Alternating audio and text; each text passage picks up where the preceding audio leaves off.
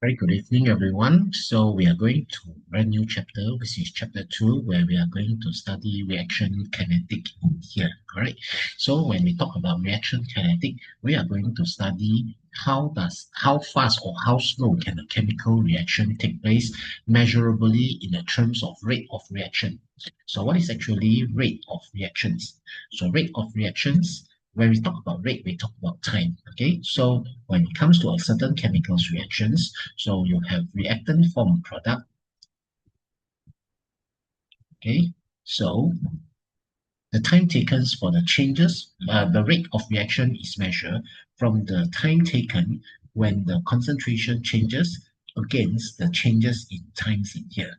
Okay, so the concept on here is talking about the movement or changes in terms of chemistry, where kinetics specifically referring to the macroscopic rate of the reactions in here. Okay, so most of the time, our unit for the rate of reaction is either measured in terms of molar per second or can also be expressed in mole per decimeter cube per second. So as we already mentioned here, where we say that reactants from products, so the way this is a curve of concentrations against time, where the blue line in here indicates that this is the changes of concentration of the reactant, okay, where the gray line here indicates the changes of the concentration of products with time here. Okay, so as time pass, concentration of the reactant decrease. Okay, whereas the concentration of the product increase with time. So how are we going to measure the rate of reaction? The rate of reaction is based on the tangent for that particular time. So let's say if we were to measure the rate of reaction for this particular time, let's say here, okay? So we plot a dot at here, okay? Then we draw the tangent of the graph like this. Okay, so the tangent of the graph is indicated the rate of the reaction at that particular time. Okay, where the difference of the y-axis divided by the difference at the x-axis here. So this is how we are going to measure instantaneous rate at that particular times.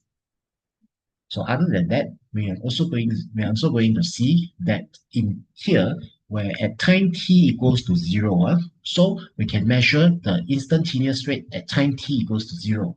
So at instantaneous rate time t equals to 0, we call this as the initial rate, where this initial rate is usually the maximum reactant concentration. Therefore, the curve or the steep is the steepest among all of them.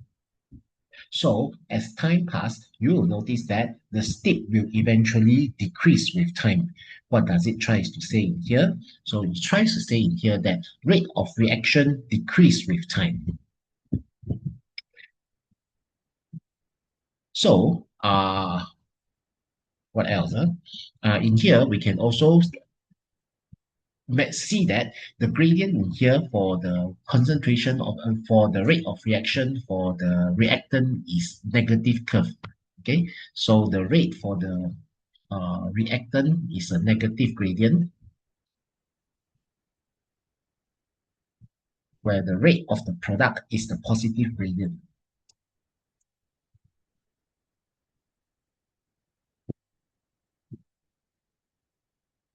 So what is the positive and negative gradient in here tries to indicate the positive gradients, the negative gradient indicates that concentration of the reactant decrease with time, while the positive gradient in here indicates that the concentration of the product increase with time.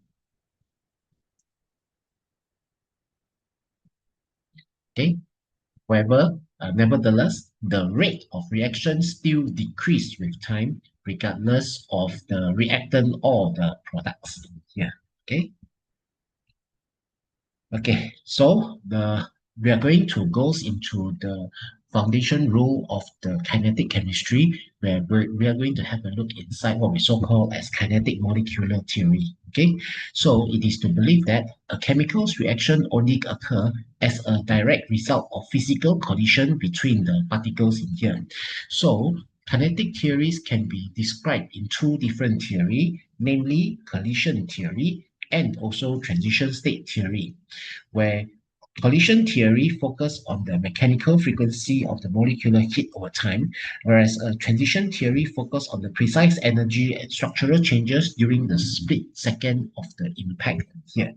So in another word, collision theory is going to be more macroscopic, while transition theory is going to be more microscopic. That means going to be more specific in here. So without further ado, let's have a look at the collision theories. So the principle of the collision theory, as we mentioned just now, is the macroscopic rate of the reaction that is directly proportional to the microscopic number of molecule collision per second. Okay, therefore, higher the frequency of the molecular collision indicates that higher rate of reaction. Therefore, rate of reaction is to say directly proportional to the number of collisions per second in here. Generally, there are three factors which will influence the frequency of the collision, namely concentration, temperature, and also the addition of the catalyst. So let's have a look one by one of how does these factors influence the rate of reaction. Starting from the first one, which is the rate concentration of the reactant. So concentrations is referring to the number of particles in per decimeter cube of a volume of liquid in here. So when we say that you have a low concentration, you have low number of particles in the fixed volume of the solution, whereas when you have a high concentration, you have more number of particles. So logically, when you have lower number of particles, the frequency of the collisions will be lesser compared to those with the particles with a higher concentration, where you have a higher frequency of the collisions. Okay, so this is how we are going to making use of the concentration to say that if the concentration of the solution or the concentration of reactant increase, generally rate of collision also increase, hence increase the rate of reactions. The second factors that we are going to look into is in terms of the temperature. So temperature, which we then converted in the form of kinetic energy, will make the particles move faster in here. So as we already described in the previous chapter, during when we discussed Maxwell-Boltzmann distribution curve, so the blue line indicates that this is the distribution curve for a lower temperature, whereas the red curve in here indicates the Maxwell-Boltzmann molecular speed at a higher temperature. Okay, so when particles at a higher temperature has the greater kinetic energy, hence you have more effective collisions in here. So therefore, higher the average kinetic energy, faster the movement, the more collision per second. Okay, and then this will also cause more particles to have energy greater than activation energy, therefore also increase the increase the increase the frequency of effective collisions in here, hence increase the rate of reaction. Generally, we say that higher the temperature, higher the kinetic energy, when the particles move faster, the frequency of the collision per second increase. This will also at the same time increase the number of effective collision per second, hence increase the rate of reaction. The last factor in here is the factors of the catalyst. Okay, so before we understand what is the function of the catalyst, let's study what is activation energy.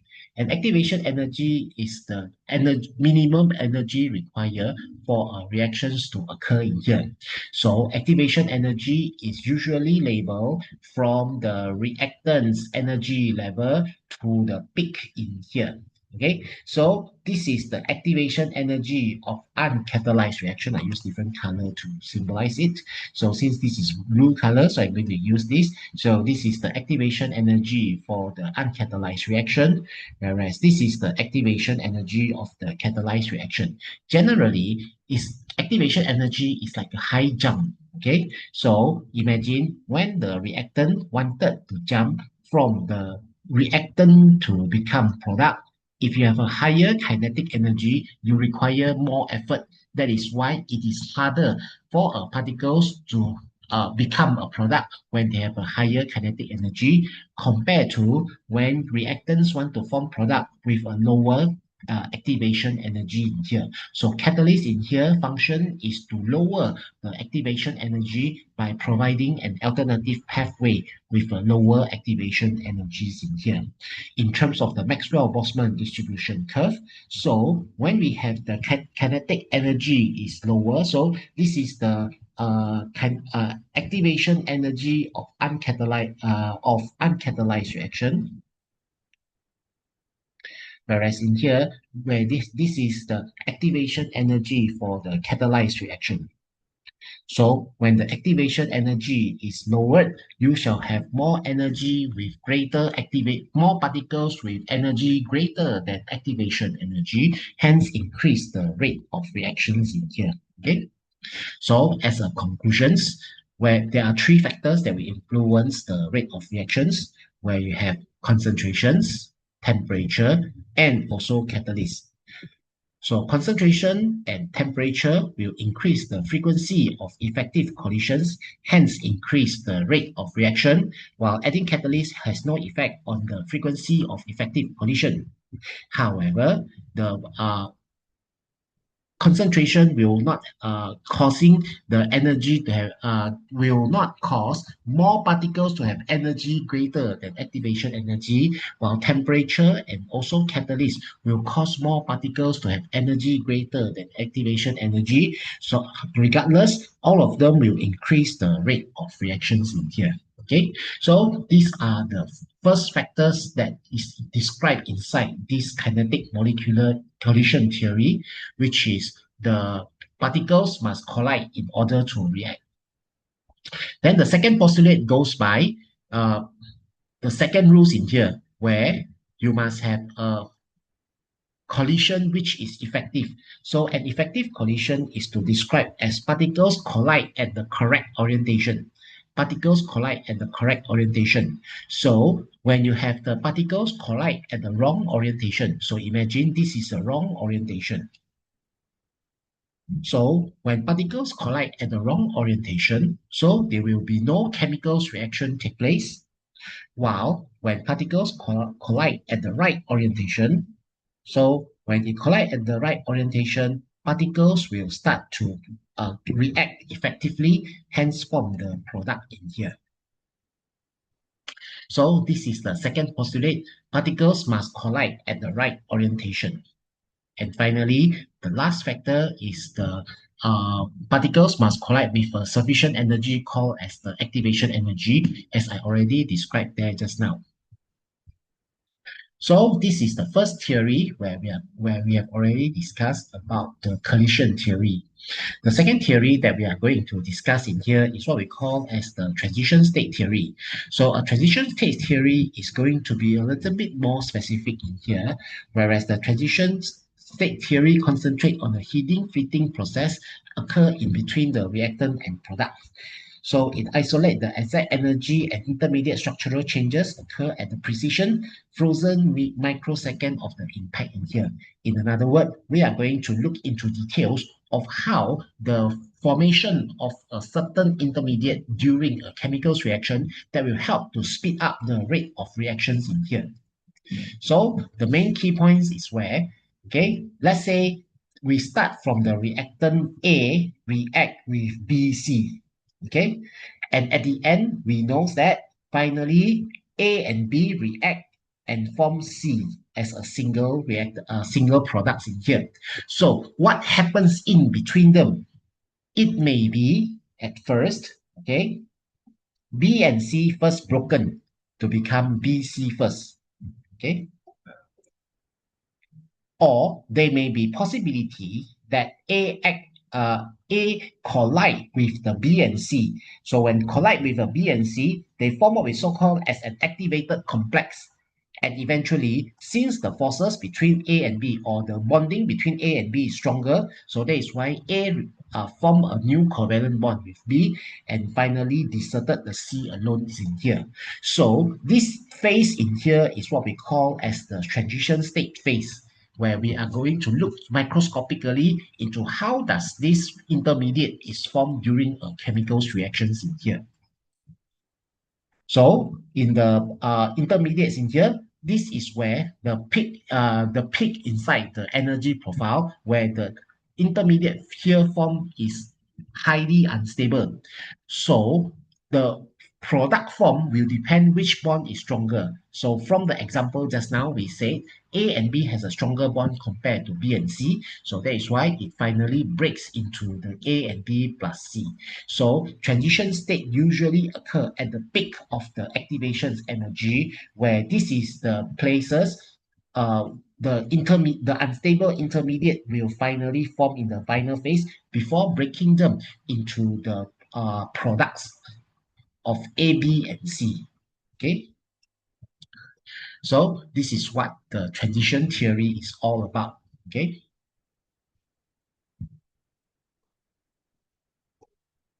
Okay, so there's nothing here.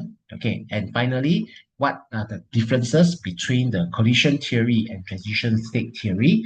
Collision theory focus on more microscopic frequency, where we talk about the how frequent particles collide in order to react. Where transition theory is more specific on the what are the minimum energy to cause the intermediate to form in here. Okay. So collision theory is measured by the number of collision per second, whereas the transition theories measure the minimum energy required to form the intermediates in here. Okay.